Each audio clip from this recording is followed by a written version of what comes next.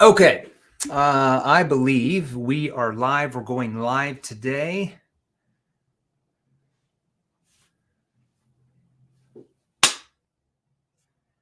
All right, so we are going live today on multiple platforms. We're going live first in the Facebook group Sales Revolution.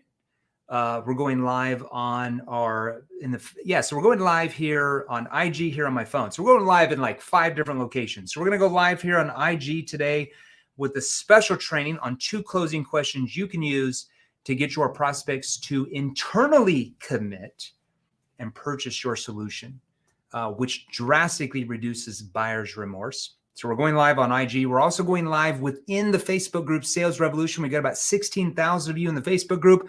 We're also going live on my business Facebook page. I think there's 64,000 of you souls on there. We're going live on YouTube. I think we got 7,000 on there. We just started that. And then we're going live on LinkedIn. Got a few thousand of you on there.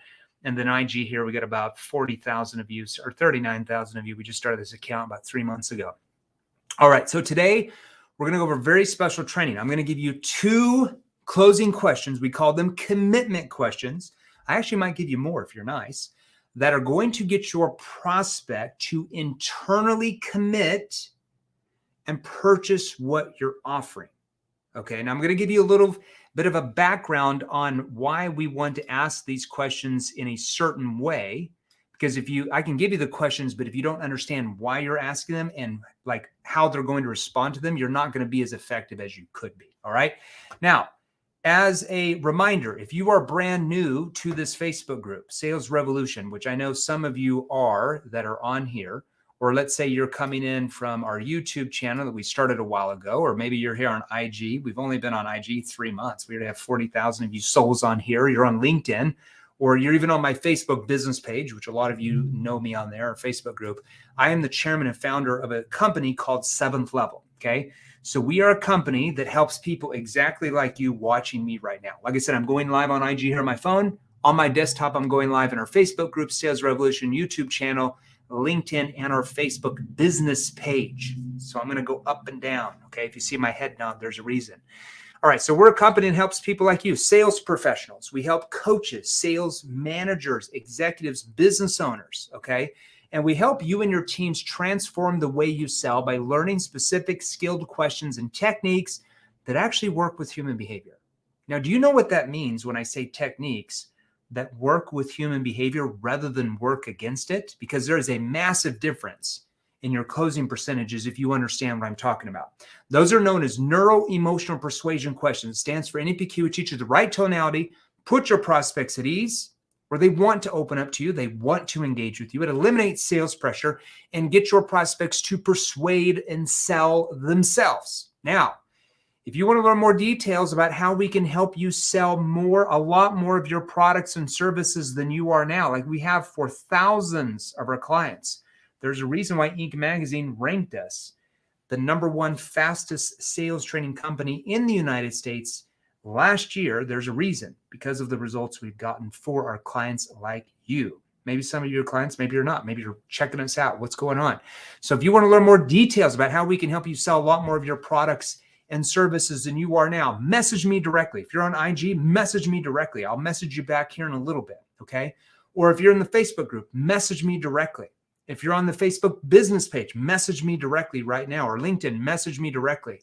Or if you can't figure out how to message me directly, in the comments, post #NEPQ. So in the comments, post #NEPQ. We won't slap you around if you spell it wrong. And either myself, Matt Ryder, our CEO, or Marco Cortese, our Chief Revenue Officer, will message you more details to see if we can help you as well. Now, I want each of you to go to your phone real quick. What's up, IG? This is me going live on StreamYard in the Facebook group and LinkedIn and YouTube all at the same time. On your phone, I want you to go, if you're on the live right now, go post #live. So if you're on your phone, so I want you to grab your phone and I want you to go to the comments section and I want you to post #live. So if you're on live right now, go post #live, whether you're on IG, LinkedIn, the Facebook group, my business page, or YouTube, go post #live. And if you're on the replay, I'm going to have you post #replay. So if you're on the live right now, post #live. And if you're on the replay, go post #replay. I'm not going to give you this training to help you sell more without you posting hashtag live or hashtag replay. Like, I don't have to give you these skills so you can sell more. We already know all these skills, okay? So hashtag live or hashtag replay. Now, if you're on Instagram right now on my phone, or you're here on my desktop and you're in the Facebook group or the Facebook business page or YouTube or LinkedIn, I want you to go smash the heart button and I want you to smash the like button. So on IG, go smash the heart button. I'm not going to begin until I see hundreds of smashed hearts. And if you're in the Facebook group or LinkedIn or the Facebook page or YouTube, I want you to smash the like button. So go smash the like button, smash the heart button. I'm not going to train you these skills so you can sell more without you smashing the heart button or smashing the like button, because why would I? What's in it for me if you don't? Okay. If I'm giving you guys this training so you can sell more, go smash the heart button, smash the like button. We do that because it creates more engagement in the Facebook group and here on my phone on this IG account and in LinkedIn, YouTube, everything. And more people are able to see this training. Now, if you know of a salesperson or a coach or a sales executive or a business owner that wants to learn how to sell more, I want you to go share this with them right now. So I want you to go share this live right now with anybody who you feel wants to learn how to sell more so they can make more money for themselves, their families, the companies they represent. So go share this live with them right now. Okay, enough about me. None of you guys care about me. You only care about yourself. Let's be real. All right, so I want you to write this down.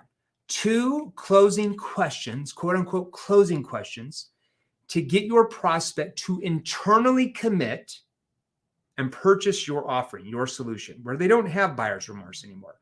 Who is sick and tired of having prospects buy from you and then cancel? Why would you want to go through all that work if you didn't have to, okay? Now, let's first talk about why this phenomena happens, and then I'm going to give you those 2 closing questions. Traditional selling techniques, or even repackage what I call consultative sales techniques, cause salespeople to have to play the numbers game because they work against human behavior in general. Now, these techniques are designed to do what? To push your prospect forward rather than to get your prospect to pull you in. There's a massive difference in your commissions and scaling a company when you understand the differences of that.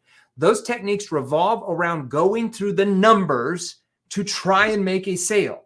Who the hell wants to go through numbers to do that? Okay. Just to work so many more hours, talk to less people, convert way more of them. Okay. Ask yourself, are you still following the age-old ABCs of closing? Are you still following always be closing? If you want to be great at sales and make hundreds of thousands of dollars a year in commissions as a sales professional, even 7 figures a year as a sales professional. If you're a business owner and you want to scale your companies to 8 figures and 9 figures plus, or if you're already there, double or triple that, you have to get rid of the ABCs mentality and instead focus on the ABDs. A, B, D as in dog, of selling. That's always be disarming. How do you disarm the prospect from the start of the conversation to the end of that sales process where they purchase what you're offering, where they continually want to open up and engage with you rather than you triggering sales resistance that leads to objections that you then have to try to handle? Doesn't make any sense, okay? Now, old school closing techniques do this. They do nothing more than put pressure on your potential customers. How do you feel yourself when a salesperson is trying to close you? Do you feel the pressure yourself? You bet you do. So if you feel the pressure from people trying to close you, do you think your prospects are feeling the exact same way when you're trying to use old school closing techniques on them? Okay. What exactly do you do? I want you to think about this. What exactly do you do when you feel pressure from a salesperson? You do one of 2 things. Number 1, you either get defensive, you throw out objections, and you try to get rid of them quickly. Who in here does that when you feel sales pressure from a salesperson trying to close you? You do, don't you? Or number 2, if your personality is this way, you say things like this. Oh, this looks really good, John. Can you send me more information or an email? I'm going to call you back. And then when you call back, they go MIA. They disappear. They don't return your calls. They don't return your emails. They don't return your text messages.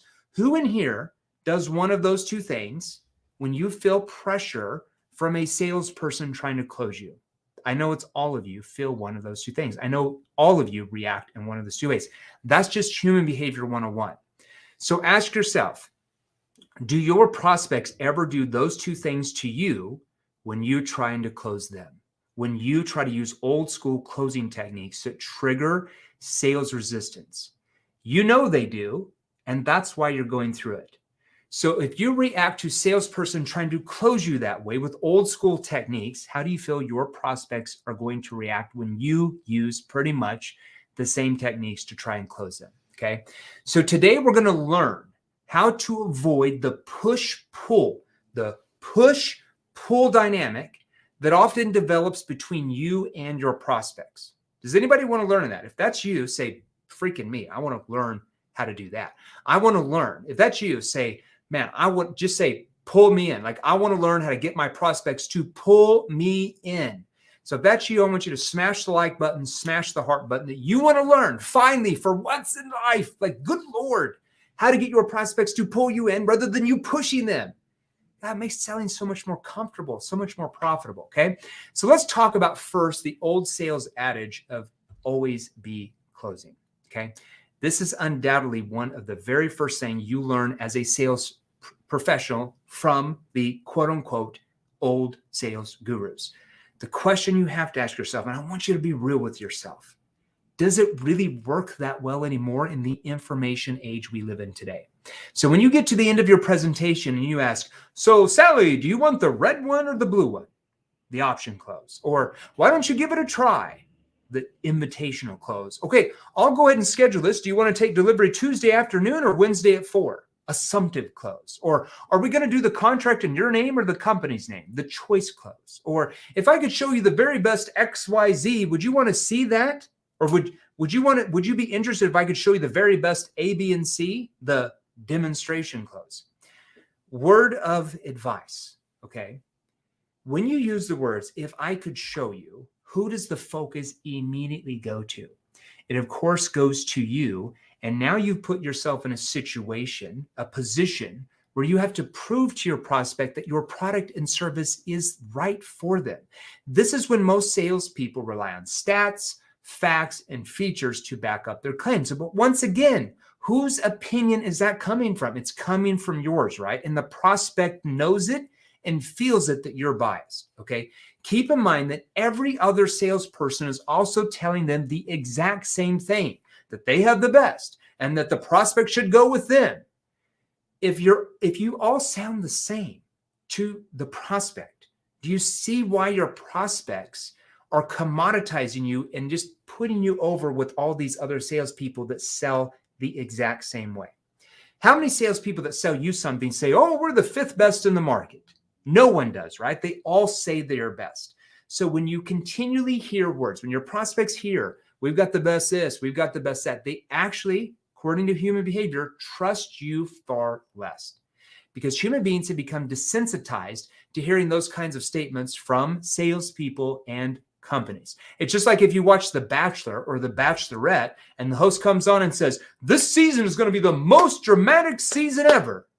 You don't trust that because you've heard that for 20 years straight. They say the same thing, okay? Today's consumer does not want to be talked at and sold to. They want to be asked, heard, and most importantly, understood. Make sure you write that down. Go write that down here on IG, or if you're on my desktop on YouTube, the Facebook group, Sales Revolution, LinkedIn, or my Facebook business page, write that down. So if you think the way to close sales is being extremely aggressive and pushy, and you continually use those type of closing techniques, you'll get some sales, but you're drastically losing thousands of dollars a month in commissions that you could be making once you learn how to work with human behavior. I would also suggest to you that selling is going to be much more profitable for you and a way more fulfilling experience for you, and most importantly, your prospects, by changing the way you sell and close. Now that we've kind of discussed the background, let's go into actual what closing and commitment actually is. And then I'm going to give you these 2 questions. I might even give you 3 or 4 if you're nice. Okay. So in the new model of selling, okay. And once again, my teams remind me, if you're here on IG or if you're in LinkedIn or if you're in the Facebook business page and you want a lot more trainings like this, because we go live in our Facebook group like 3 to 4 times a week with trainings like this and Q&As all the time. We're going to post the Facebook group join link, salesrevolution.group.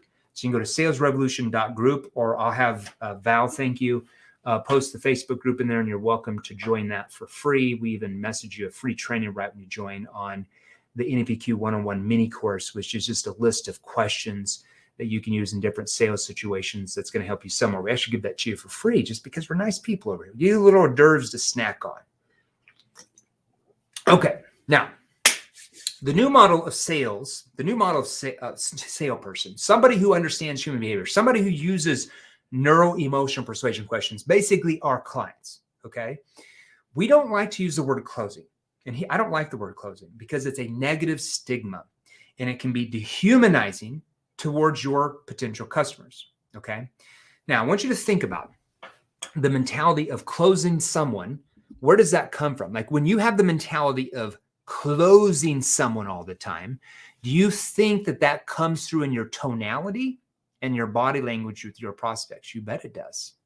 Human psychology shows that it does.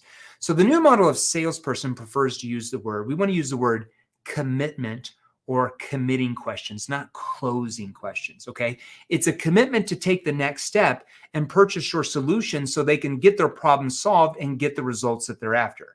So it's absolutely crucial that you remember that committing, or what traditional selling calls closing, I want to break this down, is only about 5% of your sales process, not 30%.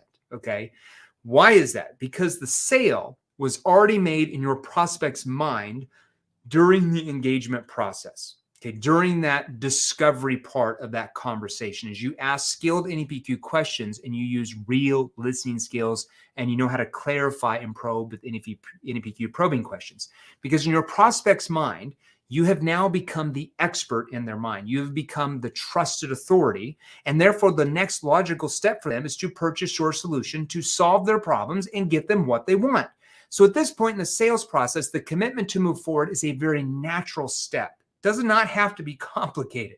After you repeated them what they told you they're looking for and how your solution is going to solve that with your presentation, whether that's a 1-call close, whether that's a 2-call close, let's say you're more of a B2B complex sound environment where it's discovery, demo, proposal, meet with the board. It could take multiple steps. You're still moving them forward. So a commitment can take 2 forms, one of 2 forms. Okay, number 1, it's a commitment to take a series of smaller action steps or intermediate action steps, which leads to the sale. Now, that would be more if you sold more business to business in a complex selling environment where you're taking smaller steps that leads to the larger step of purchasing. Maybe, like I said, the next step is a demo. The next step could be the proposal. The next step could be meeting with the board or having the legal agreement, reviewed by the board. There's so many different steps.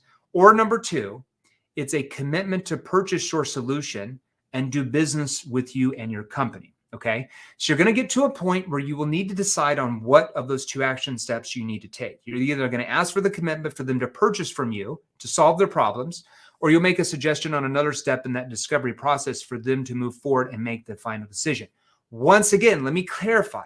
It depends on if you sell business to consumer, B2C, which is more of a 1-call or 2-call close, more than likely, or if you sell more of a business to business, which is multiple calls and meetings. So whatever you do, ask for a commitment for them to do something. If your prospect needs to take more steps forward to make a decision, that is where you will selectively use the sales tools that are available for you, okay? So you will make a statement. So I'm going to walk you through this. You're going to make a statement, and you're going to ask one of the following questions I'm about to give you. So make sure you write this down, okay? Now, if you're in a complex selling environment, okay, it's going to be a little bit different. So I'm going to show you the differences. Now, if you are in a sales role that is a 1-call close, you would not use these questions here that I'm about to give you. So if you're in a 1-call close, I've got some different questions I'm going to give you here towards the end. But what I'm about to show you would be if you're in a 2-call close, 3-call close, 4-call close, 8-call close, just depends on what you sell. Okay, so I wanted to make sure you understand. If you're a 1-call close, we would tweak this quite a bit differently, which I'm going to show you that. Okay, so here's what I'm going to do. If I'm wanting to schedule a 2nd call or a 2nd call demo or a 2nd call proposal or maybe a 3rd call proposal, here's what I'm going to do. So John, that was a good call. That really gives us kind of more of a background of what's going on. With your permission, what I'd like to suggest as the next step would be to, and then I'm going to show you how to do this. With your permission, what I'd like to suggest as the next step would be to review more about the business plan we discussed, or it could be this. With your permission, what I'd like to suggest as the next step would be to schedule a demo to go over how certain parts of our XYZ is actually going to solve those challenges for you. Now, I'm going to show you what else to ask after that. I'm just giving you this formula. With your permission, what I'd like to suggest as the next step would be is have a meeting to review this with your board of directors. That could be your next step. With your permission, what I'd like to suggest as the next step would for us to be able to go back with our team, look at what we talked about today, and put together a proposal with different options on how we could actually solve these problems and get you guys where you're wanting to go. Then you're going to ask this statement. Would that be appropriate? Or would you be open to that? Or would that help you? Or would that work for you? Okay. So let me show you how this works. So what I can do, John, with your permission, is I'd like to suggest as the next step is that we schedule a demo and go over how certain aspects of XYZ would actually solve this challenge and get you guys where you're wanting to go. Would that be appropriate, or how do you want to proceed from here? Okay. See how we do that structure. That's moving for a smaller commitment that moves on to the next stage. Now, if you're in a 1-call close, you wouldn't do that. It'd be a little bit different. That's if you're in a 2-call close, 3, 4, 5, 8-call close. Just depends on if you sell business to consumer or business to business. Okay. You want to make your prospect feel that they are part of the process instead of feeling like you're trying to pull the wool over their head, like most salespeople have been taught to do. Okay. So we want to get your prospect involved in that process so they feel that you're there to help them and not just sell them. Okay. Do realize that different people will move at different speeds, and it depends on your industry. It depends on your sales cycles. Sometimes it can take smaller steps before the final one before they buy from you. To keep them involved, you always want to ask as well. See, I'm giving even more goods today, what are called checking for agreement questions. Okay. Would this help you? Or what do you see as the benefits of all this for you? Or does that make sense? Or would you like for me to cover that again? Or do you feel comfortable with what we've covered so far? Or would you be comfortable with this? Or you can say, how does that look so far? Okay. Or is there anything you'd like to address to me at this point? Now, those are checking for agreement questions you can ask during a demo, in a presentation, and other things. All right. Now, if we're at our part of our sales process where we're ready to wrap up the deal, where we're ready to quote unquote close the sale, for them to purchase what you're offering, to solve their problems, get them out of status quo, and get them the results they want, okay, we're going to ask these 2 what we call commitment questions. Okay, now these are very important. These are the easiest questions you can learn how to ask. Now, they have to be set up the right way. If you still use old school traditional selling techniques or repackage as consultative selling techniques and just ask logical based questions and then just ask these 2 commitment questions at the end, you'll get a better result, but you're not going to get the same result as our clients are that know the whole process. Just want to be very clear with you on that. Okay. So one of the first commitment questions I want to ask is after I go through the presentation, I'm ready to close, or maybe I've gone through the proposal. If I'm selling business to business, I'm ready to close, or maybe I'm selling business to consumer and went through the presentation, I'm ready to close. It'd be this. John, do you feel like this could be the answer for you? Do you feel like this could be the answer for you? Now, why do I pause there? Do you feel like this could be the answer for you? Why do I pause? Because it causes the prospect to think deeper about the question I asked. If I just say, do you feel like this could be the answer for you, Sally? That is a knee-jerk question because you're talking too fast. You're saying it too fast. And when you ask a knee-jerk question, what are you going to get? A knee-jerk answer back. That question is very neutral. Do you feel like this could be the answer for you? John, do you feel like this could be the answer for you? Okay. Now, if you've done your job the right way, you understand you're one of our clients. You're using NEPQ on a daily basis, from connecting questions to situation questions to problem awareness questions to solution awareness questions that get them to see what their future is going to look like once all these problems are solved, that you've helped them find that they didn't even know they had before they start talking. You know how to ask consequence questions, the whole 9 yards that we teach in our virtual training course for thousands of our clients, courses that we have now. We don't even have one course anymore. We've got multiple different courses for different industries and different people, okay? Now, most of the time, when you ask that question, 95% of the time, they're going to say, yeah, I do. Or they're going to say, yeah, I do, but, and they're going to have a concern, but they're at least going to tell you what their concern is. And then we're going to show you in our virtual training courses how to help them overcome that concern. Okay. So they're going to say, yeah, no, I feel like it is. And you're going to probe and you're going to say, but hold on. Why do you feel like it is though? Now that's an NEPQ probing question. Okay, but hold on for a second. Why do you feel like it is? See how I leaned in? Lower voice. See the tonality? Do you want to learn how to use that tonality? It's really going to help you drastically sell way more than you are. If you don't understand that, you're losing deals you could be making. Okay? Now, why would I want to say, but hold on, why do you feel like it is? Well, we feel like it is because of X and Y and Z. That's because now they're selling themselves. That's not the first part we would have probed. That's just an example of a probing question. Okay? And then you're going to ask them this second commitment question. Okay, I mean, do you feel like this is something that you can, now it depends on what you sell. So there's different ways you can say this. Do you feel like this is something you can have, do, use that will get you where you're wanting to go? Now, you're only going to use one of those have, do, use. It just depends on your product or service and the industry in. Do you feel like this is something that you can do to really get you where you're wanting to go? Notice how I pause there, okay? This is very powerful because in their minds, they look at your solution as the long-term result. It's a real deal that's going to get them from where they are, their current situation, their current state, to where they want to be. We call that their objective state, okay? Now, if needed, you can also ask this clarifying question. Most of the time, you're not going to need to because they would have opened up on the last probing question. Why do you feel like it is, though? They would open up to that. If they didn't, you'd say, but why do you feel like it is?